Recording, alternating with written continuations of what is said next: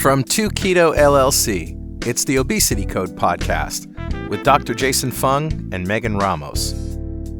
Each week, we bring you lessons and stories from the Intensive Dietary Management Program in Toronto, Canada.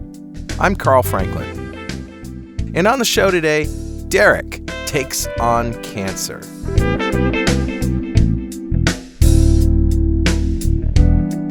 The Obesity Code podcast is brought to you by 2Keto LLC, who strives to support the low-carb community with podcasts and other publications. And you can support our mission by making a monthly pledge, no matter how small, at patreon.2keto.com. Today's show centers around patient Derek Green, an otherwise healthy middle-aged man with colorectal cancer. Derek embraced the idea that his diet had everything to do with his cancer, and therefore, maybe he could use diet to reverse it. Derek grew up in Ottawa. He never really had a problem with weight or blood sugar. He had a fairly normal childhood. I'm adopted, so I don't know much of my medical history going back, but I was in good health. I never had any issues like that. In 1988, he went to university. He got married and raised a family. I'd been having warning signs of some issues, some symptoms. Bleeding, bloating, etc. I had previously ignored and kind of went away and came back a little bit, and I was a really busy guy, so like a lot of people, I probably put it off a little bit too long.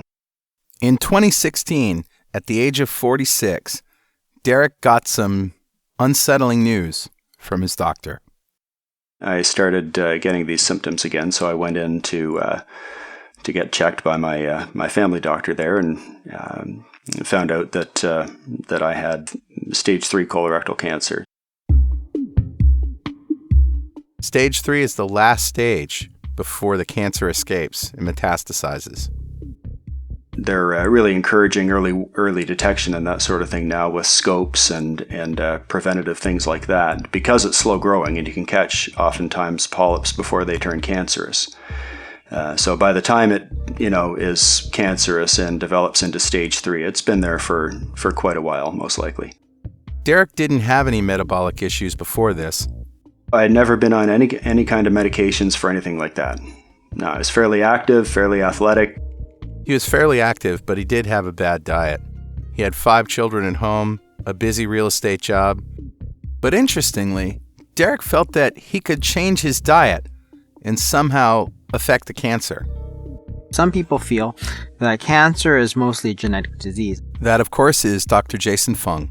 And this is sort of the prevailing sort of cancer paradigm for the last, say, 30 years, is that cancer is caused by genetic mutations which cause cells to become cancerous, and then they grow, and that's what happens. So things such as ionizing radiation, for example, can damage DNA, which can cause genetic mutations, and so on. Unfortunately, this sort of ignores a huge body of evidence that suggests that cancer is largely an environmental disease. There are certainly some cancers that are highly hereditable. And that is co-host with me of the 2Keto Dudes podcast, Richard Morris. If you have a strong family history of particular types of cancer, then there may be nothing that you can do about your risk. And maybe the longer that you live, the greater that risk. But there is a good argument for many cancers to being environmental. Because if you look back at populations that eat a very traditional diet, that is Africans, sort of Aboriginal peoples, in Australia, for example, there is virtually no cancer even in those people that live to a very old age. So it's not simply that these people didn't live long enough to develop cancer. It was basically an unheard of disease.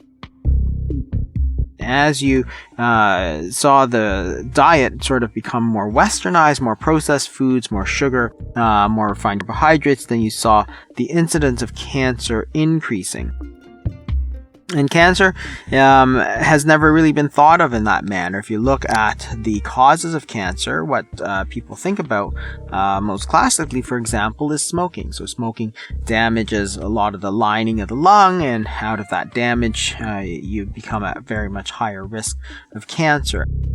Certain viruses can cause cancer. So Epstein-Barr virus can cause Burkitt's lymphoma and nasopharyngeal carcinoma, for example. Hepatitis viruses can cause cancer. So there's sort of this mishmash of things that can cause cancer, none of which are particularly genetic. They are more environmental. Another environmental factor for disease is diet and obesity.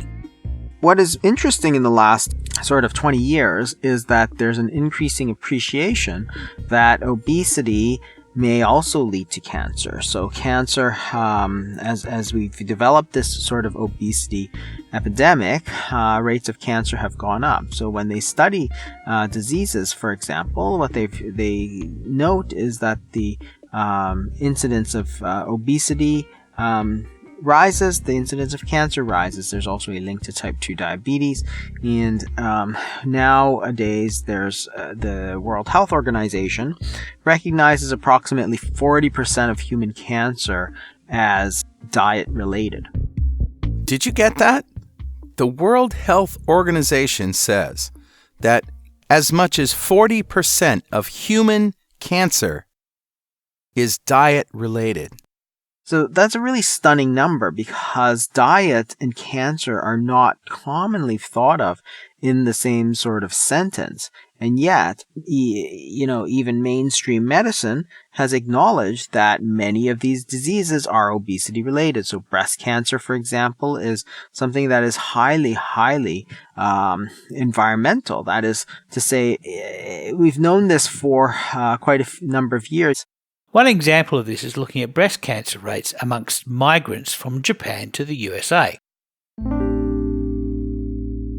Japanese women living in Japan have a very low rate of cancer. If you look at the population of Japanese women who live in San Francisco, the rates of breast cancer are 3 to 5 times higher within 2 generations.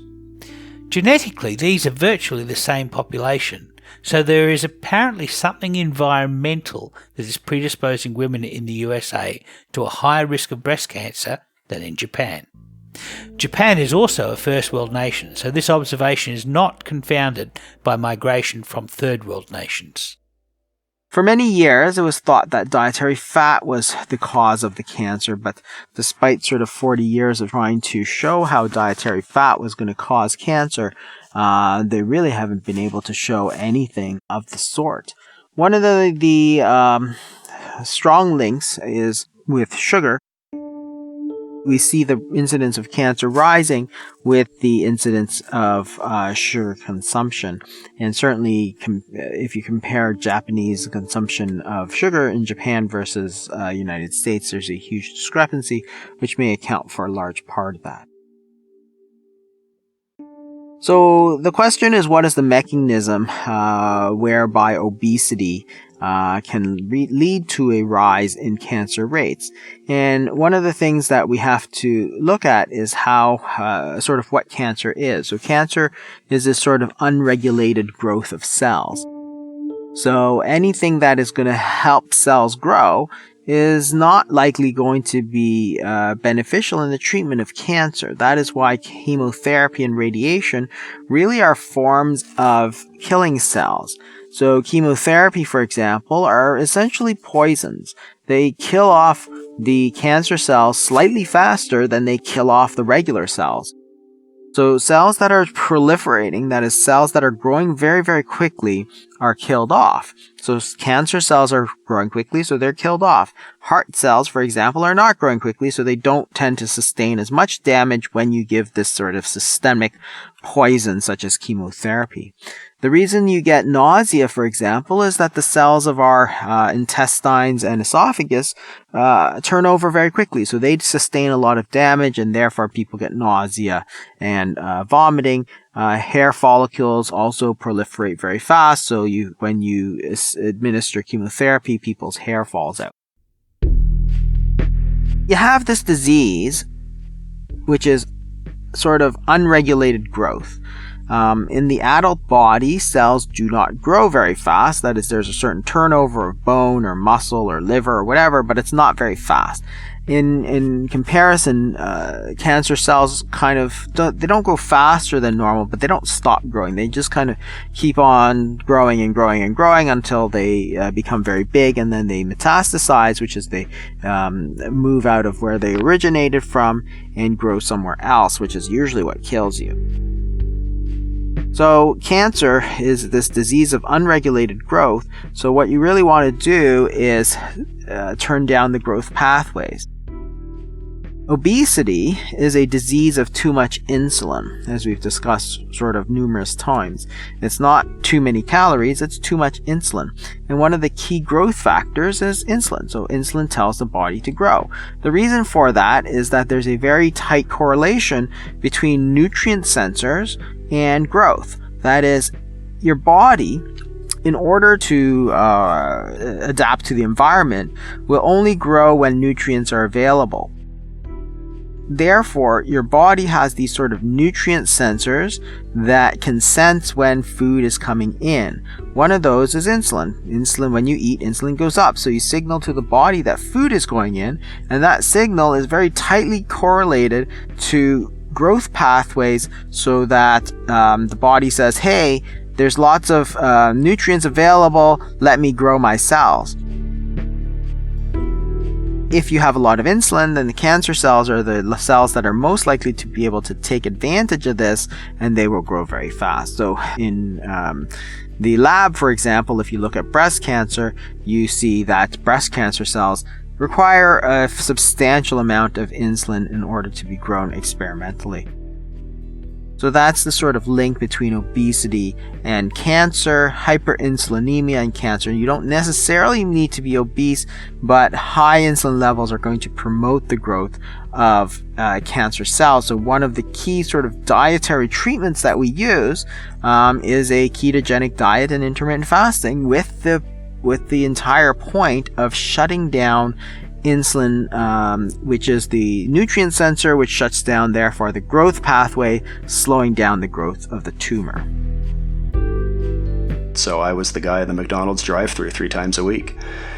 Never thought twice about it, you know. Derek purchased the book Cancer Killers by Charles Majors, which he intended to give away. It sat on his shelf. And after my diagnosis, I remembered I had that book, and opened it up and started reading. And there was it was a wonderful book, very, very concise, almost in bullet points, with mainly focusing on prevention and taking ownership of the disease, and not taking the attitude that it's just something that kind of falls out of the sky and happens to you. But especially with colorectal cancer, it's highly lifestyle related.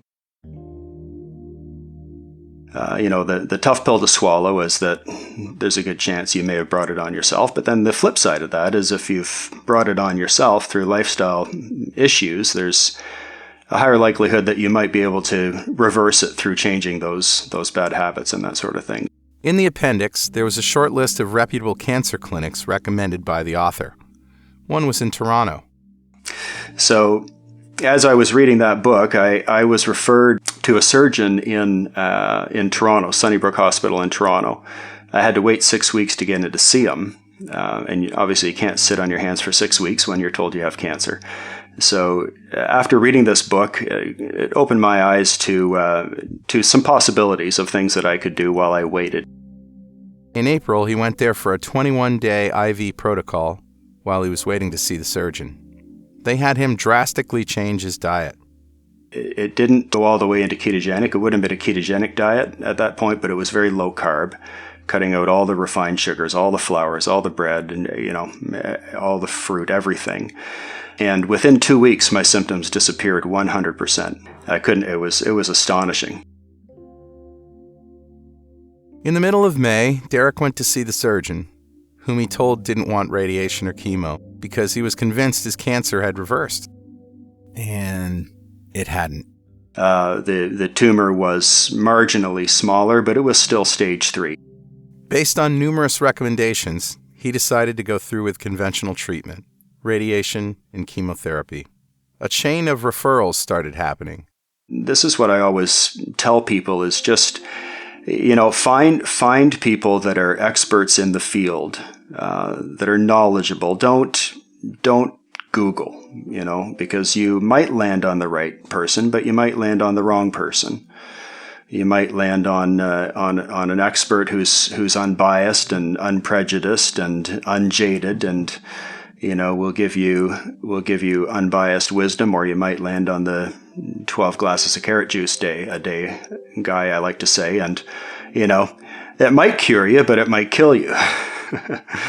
So, find genuine experts in the field and get on the phone. And, if they are really worth their salt, then if they don't know the answer to the question, they'll admit it and refer you to somebody who does. And that's the sort of thing that began happening. His surgeon, Dr. Fodor in Toronto, got him in touch with a nutritionist, Dr. Susan Brown, in Syracuse. She referred him to Dr. Ralph Moss, a cancer researcher in Lamont, Pennsylvania. Dr. Moss has spent 40 years researching cancer. He was the doctor who ultimately convinced Derek to go through with the conventional treatments. Dr. Moss has been writing and researching on everything cancer-related for the past 40 years. He operates a business called Cancer Decisions. It's cancerdecisions.com is the website, a phenomenal resource. And he is a genuine, a genuinely excellent resource. Very knowledgeable, well connected with expert researchers and clinicians. And completely unbiased, which is a very difficult combination to find within the cancer field. So, Dr. Moss publishes the Moss reports, which are massive documents, very detailed on specific types of cancer, which you can purchase through his website. So I did that. I had a couple of phone consults with him, and it was him actually who recommended that I go through with the conventional treatments. Based on the research. If it had been stage 2 colon cancer, then he said his advice would be, think twice about it. There's minimal benefit at that point to the treatments, but with stage 3, so the research does show a benefit. It's not huge, but it's there. So based on that, he recommended I go ahead, and based on his advice, I did, and it was the right thing to do. Dr. Moss referred Derek to Dr. Fung in the IDM program. Jason agreed to take me in, even though I'm not diabetic, just as a bit of a special case. And it was through Ralph Moss and Jason Fung that my diet then went from just low carb and transitioned into ketogenic. If you elevate blood glucose and you have cancer, you'll provoke the tumor to grow faster. That was Professor Thomas Seyfried of Boston College. He has done fundamental research over many years into interventions, including ketogenic diets, to restrict energy to cancer cells that fuels their growth. You can't completely shut off the body's source of glucose. It will always make an essential amount, but there are ways to restrict it, using ketones. Professor Seyfried's team developed the Glucose Ketone Index, or GKI, whereby if you can get the concentration of glucose in circulation, in millimoles per liter, to be close to the concentration of ketones in circulation, also in millimoles per liter, then that puts pressure on the fuel source for cancer cells. Many cancer cells can only ferment glucose for energy, but the non-cancerous cells surrounding them can still oxidize ketones and fatty acids for energy. A ketogenic diet supports the energy needs of non-cancerous cells while restricting the energy supply to cancer cells. Professor Seyfried has also been a consulting specialist for a number of clinical trials around the world, including several in the USA, using ketogenic diet with hyperbaric oxygen, one using Paleolithic ketogenic diets in Budapest, and on one in Turkey, using ketogenic diets, hyperbaric oxygen, and low-dose chemotherapy. Well, colorectal cancer with ketogenic diet was seen in patients by Dr. Dawn Lemaine from Oregon, and she also has a clinic in Arizona. She had a patient with colorectal cancer that was cleared up completely, and I think she was using ketogenic diet with hyperbaric oxygen, not radiation. The group from Hungary, Budapest, is using a Paleolithic ketogenic diet with rather excellent success on a variety of tumors. And they use only the diet. They don't use anything else. Dr. Moss also put Derek in touch with a genetic testing lab in Germany and found out the chemo he was taking wasn't very effective. The radiation was the real cancer killer. I know from our studies in Turkey, where we're using hyperbaric oxygen, ketogenic diet, and some other drugs, minor, very minor, that we're getting very excellent success for a broad range of metastatic cancers. So how is it that a clinic can treat cancer with such a very minor amount of chemotherapy drugs? We're using the lowest dose of chemo that's possible without the physicians losing their license. So, I told them what would happen if we used no chemo, and they said the results would be better. That's astonishing. Yeah, well, don't forget, chemo is a poison. Why would you treat anybody with a poison? The profound ignorance of the field is doing that because they don't know anything else. So you poison people to make them healthy. And in some cases, you do, in fact, resolve the cancer. But you've now put the poor patient at risk for all kinds of other maladies. I had transitioned to the ketogenic diet as I was going through the neoadjuvant chemotherapy and radiation before my surgery. So I was driving every day up to Oshawa and receiving this radiation and the chemo. And the diet really minimized my side effects. I had minimal side effects, a bit of muscle fatigue toward the end of it, but not much besides.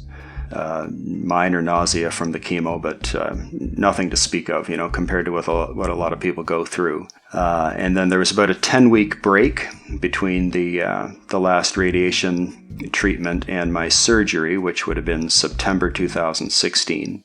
And the pathology, of course, Sunnybrook does their own pathology after the surgery on everything that they remove, and the report came back that I had a pathologic complete response, which means there's nothing left of the cancer at all. I'm shocked that so many cancers in patients are responsive to the ketogenic diet. We have tumors in the mice that are very responsive to ketogenic diets, and then we have other tumors that are very non-responsive. And some of the metastatic cancers that we work with are less responsive to ketogenic diet.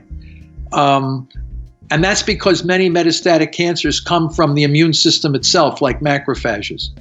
And macrophages are a big glutamine consumer cell.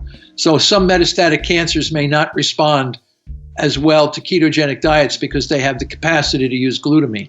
And then you could shut the glucose down, but the cells will still survive. But in humans, I'm be honest with you, I'm shocked that I've never seen our mouse models never respond as effectively as the humans do. Insulin is not the only nutrient sensor in our body. So there are actually 3 nutrient sensors. Insulin, which we talk about quite a bit. The second is mTOR. mTOR is an acronym for the mammalian, sometimes called the mechanistic, target of rapamycin, which is a nutrient signaling kinase that tells a cell that it has found a supply of amino acids. The thing about mTOR is that this is actually a very, very old nutrient sensor and can be found even in sort of unicellular organisms. So evolutionarily speaking, this is found sort of from anywhere from yeast to human beings. So every sort of form of animal or life form in between has this sort of equivalent mTOR. Its main role is a nutrient sensor. It senses that dietary proteins are coming in, so it's very sensitive to amino acids. So if you're eating protein, this stimulates mTOR because it senses that. Insulin, on the other hand, doesn't just sense carbohydrates, but it senses carbohydrates and protein. mTOR is sort of exquisitely sensitive to protein. Certain drugs which block mTOR are used as chemotherapy. And our third sort of nutrient sensor is AMPK, which is sort of a fuel gauge for the body, but it's sort of a reverse fuel gauge. That is, when AMPK is higher, then the cellular energy stores are lower. When we turn our fuel into energy, our common unit of energy is a molecule called adenosine triphosphate, or ATP. As we use some of that molecular energy, it becomes adenosine diphosphate, or ADP, and if we use a little more of that molecular energy, it becomes adenosine monophosphate, or AMP. AMPK is a kinase, or a signaling enzyme that signals the cellular ratio of the lower energy AMP molecule to the higher energy ATP molecule. In other words, when our cells are starting to run low on energy, they signal that status using AMPK.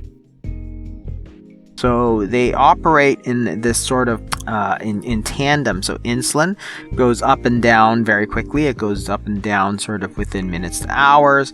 mTOR takes a little bit longer, so within days. And AMPK, which senses sort of the entire energy spectrum of the cell, takes kind of days to weeks sort of thing. So they operate on different time scales. They also operate sensing different things, and in that way your body can sense sort of how much energy is out there, and therefore how much growth to stimulate. So if you simply eat a sort of a very low carbohydrate diet, if you eat a very high protein diet, you may do very well to lower your blood glucose, you may do very well to lower your body weight, but you're not going to do very well because protein, especially animal protein, stimulates both sort of mTOR and insulin, and also lowers your AMPK because it's an energy source. So AMPK can sense all of glucose, it can sense carbohydrates, protein, and dietary fat. So simply a low carbohydrate diet is not going to have much of an effect to turn down these nutrient sensors and turn off those growth pathways. You do a little bit better by going to a ketogenic diet, which is again very low carbohydrate but sort of moderate protein and high fat. By not eating so much protein, you're not getting as much mTOR or insulin effect. And then you go to intermittent fasting, which is where Derek kind of sought our help, because intermittent fasting, of all the sort of dietary interventions, really is the only one that has the ability to turn down all three nutrient sensors. That is it is going to drop your insulin, it's going to drop your mTOR, and it's going to raise your AMPK. One interesting thing about AMPK is that you can stimulate it with a diabetes drug called metformin. What this does is it tells the cell to burn more fat, and in the liver to make less glucose. This fools the cell into believing it was in a low energy state. This would also turn off growth pathways, and that may be the mechanism of why metformin appears to decrease cancer recurrence, especially in breast cancer. So this is the point that we were at with Derek. He has referred to us in terms of using dietary treatments as a sort of adjuvant therapy. So remember, in the treatment of cancer with diet, we virtually never recommend that people do not take their standard treatments. So if somebody recommends chemotherapy or radiation or surgery, we say, you better go do it. We don't know that these dietary treatments are actually strong enough to completely do it by themselves. It's okay to use these dietary therapies on top of conventional treatment, but don't ever think to go against it because the evidence is not there, and it's not our advice to do that. And that's one of the things we stressed almost at every single visit with Derek, is that If somebody tells you to do surgery, then it's a good idea to do it, and don't think that the ketogenic diet or the intermittent fasting is going to get you away from doing that. The protocols that we use for Derek really don't exist, so nobody really knows whether or not this has any benefit. It's really just never been studied. It's a fascinating sort of area, but whether or not it turns out to be true, I just don't know. So there's a lot of sort of evidence from animals and theoretical reasons why this works, but we really can't say that it works 100%. In designing these protocols, what we did was that we tried to maximize sort of this autophagy, which is this sort of protein breakdown and cleansing of the body that you get from about 24 to 36 hours. Now, because he didn't need to lose a lot of weight, we wanted him to eat plenty when he did eat, so not to drop too much body weight, because that can also be a very poor prognostic indicator. So we had him do sort of a couple of short intermittent fasts, and then once every few months we would do a long extended fast to see if we could kind of gain the benefits of both extended fasting and intermittent fasting sort of thing, and try and stress those cancer cells out and sort of starve them out. And really what we're trying to do is turn down the growth pathways. To reiterate Dr. Fung's position, it's not just lowering glucose that helps in the fight against cancer. It's lowering the growth factors. Some people say that what we do is we try and starve the cancer of glucose. That's not actually true. There always is blood glucose. So if you look at blood glucose levels during somebody who's fasting, it's normal. So a normal blood glucose, for example, might be 3.5 to 5, for example. And whether you eat or you don't eat, that blood glucose level actually stays at that range. Some people will drop into the lower range. So we know lots of people who check their blood glucoses and so on, and it may drift down towards kind of 3.4, 3.5. But it's not like the glucose goes down to zero. So what we're trying to do is not starve the cells of glucose. It's a very convenient way to think of what we're doing, but it's not technically correct, because that blood glucose stays in a normal range no matter sort of what you eat or don't eat. So even a ketogenic diet does not drop your blood glucose from a normal range, somebody who's not diabetic, into the very low ranges. It would be very dangerous. Your body maintains that blood glucose there for a reason. But what we do is try and turn down the insulin pathway. So again, once again, we see that people sort of confuse blood glucose with blood insulin. They're completely different. What we do is try and turn down the mTOR, turn down the insulin, and in that way try to influence the effect of it. Dr. Fung also has questions about the role of autophagy in battling tumors.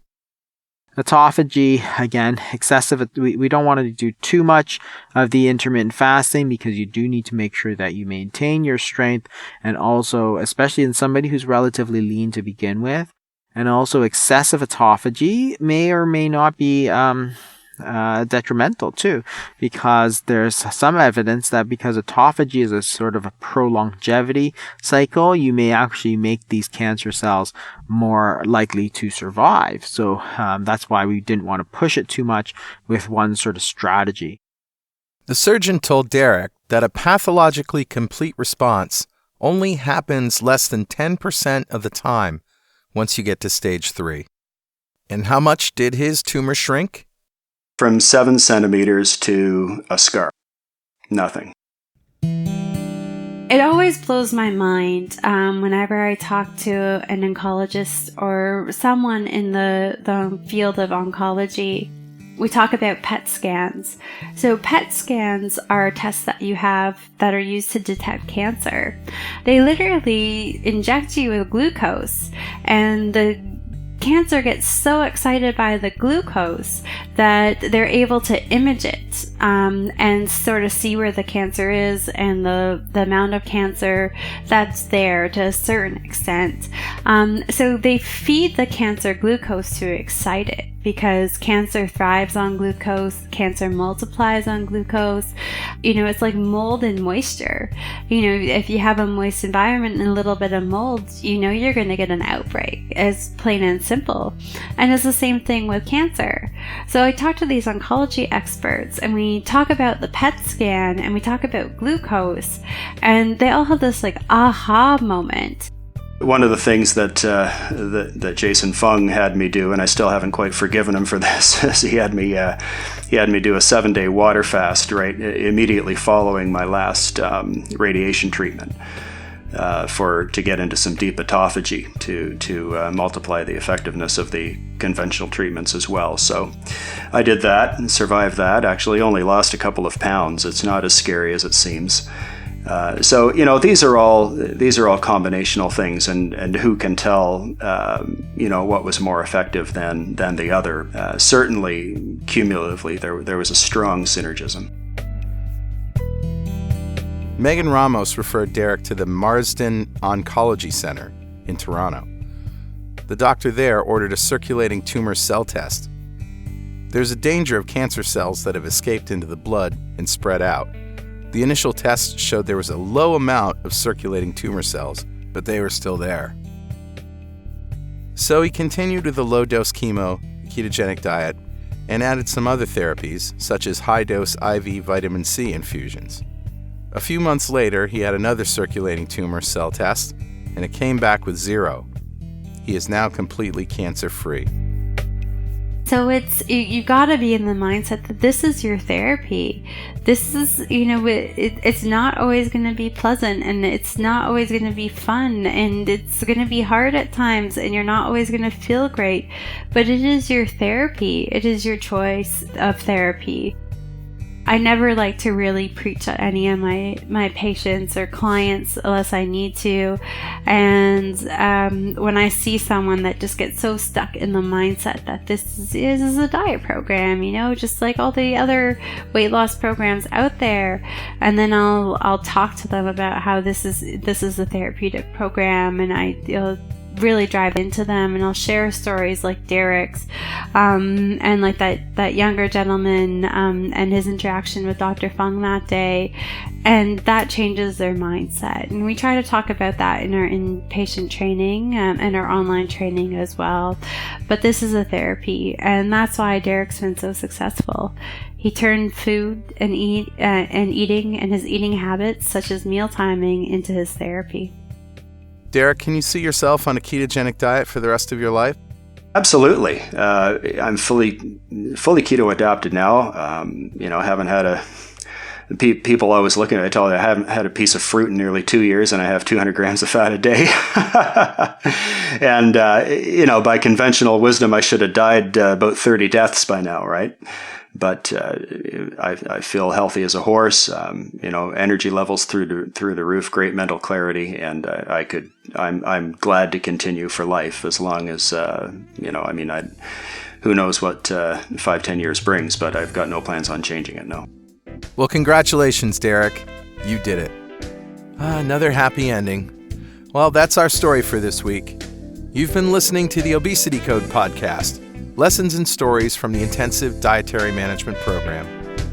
The Obesity Code podcast is brought to you by 2Keto LLC, who strives to support the low-carb community with podcasts and other publications.